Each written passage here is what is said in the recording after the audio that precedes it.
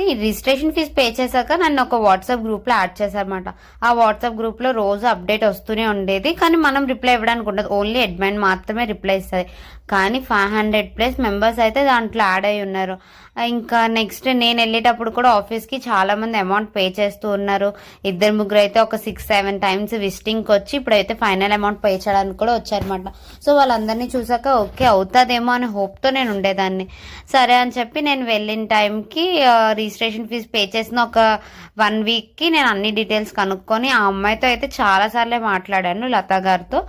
ఆవిడకైతే నేను ఫోన్ చేసి కూడా పే చేసే ముందు పర్సనల్గా అడిగాను, ఇది అవుతుందంటే నేను పే చేస్తానండి, ఇలా ఫైనాన్షియల్గా మేము డౌన్ ఉన్నాం అని నేను చాలా ఎక్స్ప్లెయిన్ చేశాను. ఆవిడ కూడా అవుతుంది పక్కా అది ఇదే అని చెప్పింది.